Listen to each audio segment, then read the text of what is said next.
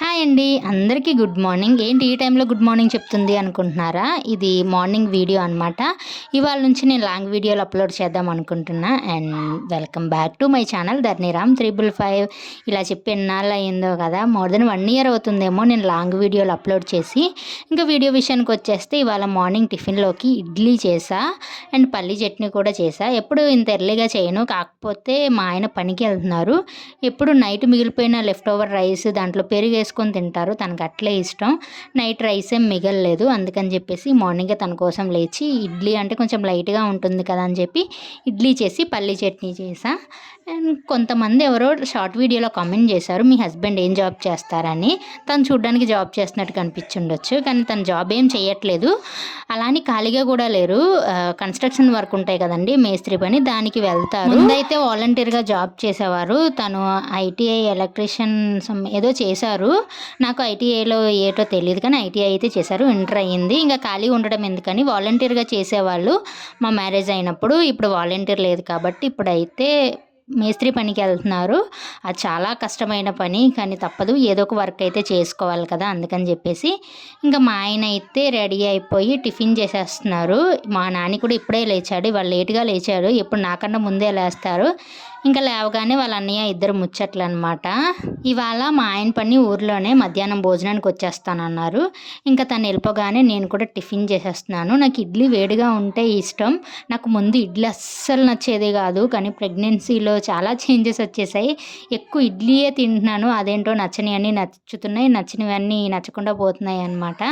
బయట నుంచే రోజు తీసుకొస్తారు, ఎందుకని చెప్పేసి ఇంక ఇంట్లోనే చేసుకుంటున్నాను ఈ మధ్య. ఇడ్లీ కానీ దోశ కానీ చట్నీస్ ఏమైనాను. ఇడ్లీ అయితే నాకు ఇడ్లీతో ఎప్పుడు 2 చట్నీస్ అయితే కంపల్సరీ ఉండాలి. పల్లి చట్నీ నాకు అంత నచ్చదు, టమాటా చట్నీ ఉండాలి. టమాటా కాస్ట్ కేజీ 100 రూపాయలు అంట కదా, అయినా కానీ నేను టమాటా చట్నీ కూడా చేశాను, నా ఒక్కదానికే చేసుకున్నాను.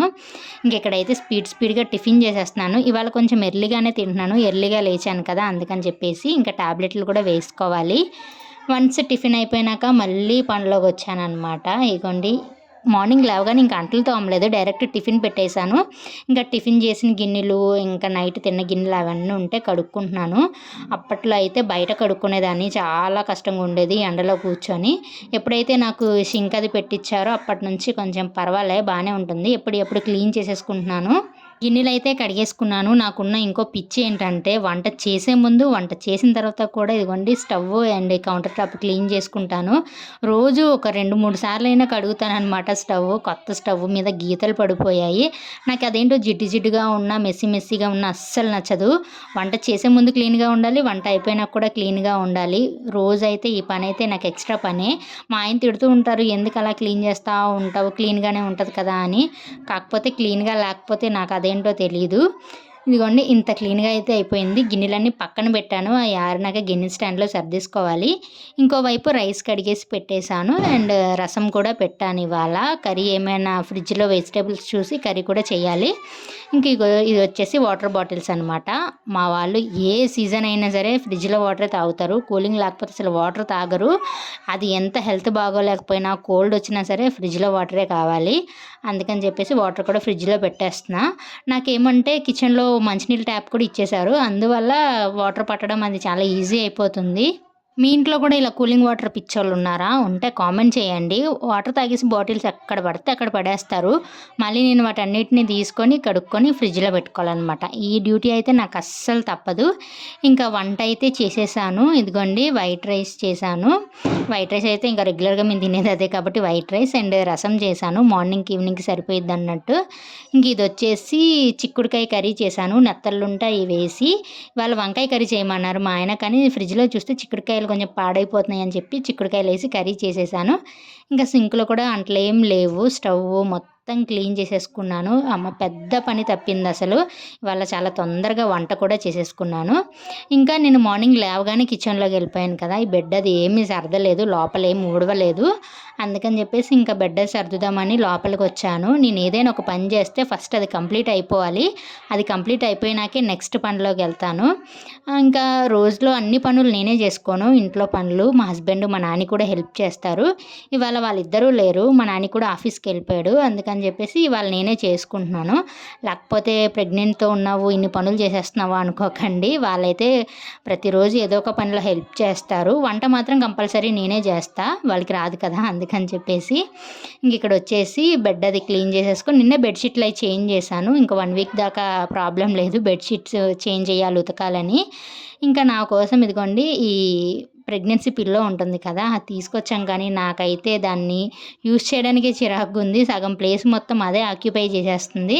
ఇంకా దాన్ని మా ఆయనే వాడుతున్నారు. ఎలా వాడుతున్నారు ఏంటన్నది మీకు నెక్స్ట్ షార్ట్స్‌లో పెడతాను చూడండి. ఆయనకే యూజ్ అవుతుంది. నాకైతే చాలా డిస్కంఫర్ట్‌గా ఉంటుంది. ఏమో ప్లేస్ మొత్తం అదే ఆక్యుపై చేసేస్తుంది అనిపిస్తుంది.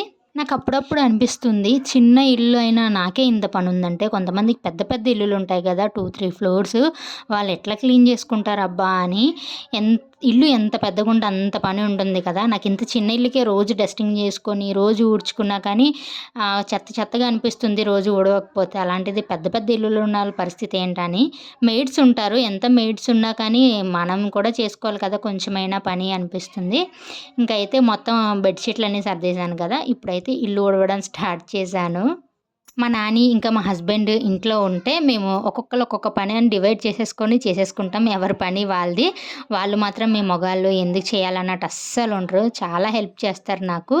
వాళ్ళు ఉంటే నాకు ఓన్లీ వంట గిన్నెలు కడగడం వరకే ఉంటుంది. ఇంట్లో అన్ని పనులు వాళ్ళే చేస్తారు. బట్టలు వాషింగ్కి వేయటం, ఆరబెట్టడం, తీసుకురావటం, మడత పెట్టడం ఇవన్నీ చాలా తగ్గుతాయి.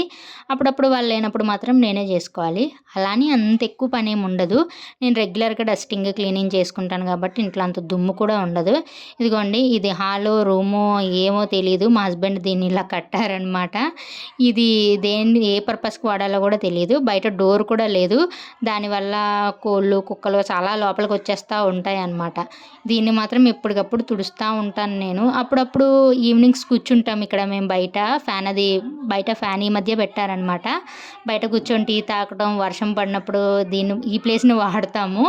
బయటే ఉంటుంది మా వాషింగ్ మిషన్ కూడా. ఇంకా అది కూడా తుడిచేసుకొని వచ్చేసి ఇంకా అన్ని పనులు అయిపోయాయి కదా. ఇప్పుడు పాలు తాగాలి. నా పాలు తాగే టైం 11 అవుతుంది. మార్నింగ్ టిఫిన్ తిన్నప్పటి నుంచి ఇంకేమీ తినలేదు. అందుకని చెప్పేసి పాలు ఒక్కొక్కసారి ఎర్లీగానే తాగేస్తా. కానీ ఇవాళ కొంచెం పని ఉండటం వల్ల లేట్ అయింది. పాలైతే వేడి చేసుకుంటున్నా. అస్సలు అలవాటు లేని పని కానీ ఈ మధ్య అలవాటు చేసుకుంటున్నాను. తాగపోతే మా ఆయన తిడతారనమాట. ప్రోటీన్ పౌడర్ ఇచ్చారు కదా, దానివల్ల అంత మిల్క్ స్మెల్ ఏం రావట్లేదు. అది బబుల్ గమ్ స్మెల్ ఏదో వస్తుంది. చాక్లెట్ ఫ్లేవర్ అంట. షుగర్ వేసుకొని కొంచెం స్వీట్గా ఉంటుంది కదా, కళ్ళు మూసుకొని తాగేస్తున్నా. రోజు 1/2 లీటర్ పాలు తాగాలి. అది అసలు ఎంత కష్టమైన పనో. వాళ్ళు ఉన్నప్పుడు వాళ్ళే ఇచ్చేస్తారు, దగ్గరుండి తాగిపిస్తారు. వాళ్ళు లేనప్పుడు కూడా తాగాలి. అందుకని చెప్పి పాలు కలుపుకుంటున్నాను అనమాట. మన హెల్త్ కోసం పక్క వాళ్ళే కాదు అప్పుడప్పుడు మనం కూడా పట్టించుకోవాలి. అందుకని చెప్పేసి వాళ్ళు లేకపోయినా నా హెల్త్ గురించి నేను చూసుకోగలుగుతున్నా. వాళ్ళు ఉంటే అలా ఫోర్స్ చేస్తూనే ఉంటారు తిను తాగు అని చెప్పి. ఇంకా వాళ్ళు లేనప్పుడు చెప్పడానికి ఎవరు ఉంటారు కదా, అయినా నేనే చేసేసుకుంటా. ఇప్పుడైతే పాలు కాచుకొని వాటిని ఆల్రెడీ కాచే ఫ్రిడ్జ్లో పెట్టాను కానీ మళ్ళీ వేడి చేసుకొని ఫిల్టర్ చేసుకుంటున్నాం. మధ్య మధ్యలో ఉంటాయి కదా అవి, అందుకని చెప్పేసి బాగా మిక్స్ చేసుకొని పాలైతే బాగా ఎక్కువగా హీట్ చేసేసాను. అది చల్లారే వరకు వెయిట్ చేయాలి. మళ్ళీ రోజు ఇట్లే చేస్తాను నేను. మరగబెట్టిన పాలని చల్లారినాక మళ్ళీ బాగా మరగబెట్టి అప్పుడు తాగుతున్నా. అది చల్లారాలంటే ఇంకో 1/2 అవర్ 1 అవర్ పట్టేస్తుంది. ఇంకా పనులన్నీ అయిపోయాయి. మధ్యాహ్నం మా వాళ్ళు భోజనానికి వచ్చే వరకు నేను ఖాళీ అనమాట. వాళ్ళు తినేసి వెళ్ళిపోయినాక కూడా ఖాళీయే. ఒక్కొక్కసారి నైట్ వంట చేస్తా, లేకపోతే టిఫిన్స్ ఏమైనా చేసేసుకుంటున్నా. ఇంక ఇప్పటి నుంచి రిలాక్స్ మూడ్లోకి వెళ్ళిపోవడం అనమాట. నేను లోపలికి వెళ్ళిపోయి టీవీ వేసుకొని ఫ్యాన్ వేసుకొని సీరియల్స్, ఈ మధ్య సీరియల్స్ బాగా చూస్తున్నాను, మా టీవీ సీరియల్స్. ఇంకా సీరియల్స్ చూస్తా గడిపేస్తాను అనమాట. వాళ్ళు ఎప్పుడు వస్తారా అని వెయిట్ చేసుకుంటూ. నేనైతే పాలు తాగేస్తా. అండ్ ఇదండి నా మార్నింగ్ టు ఆఫ్టర్నూన్ రొటీన్. ఇంకా మా హస్బెండ్ వాళ్ళు వచ్చాక వాళ్ళు ఫుడ్ తిన్నది మొత్తం వీడియో తీద్దాం అనుకున్నా కానీ అస్సలు కుదరలేదు.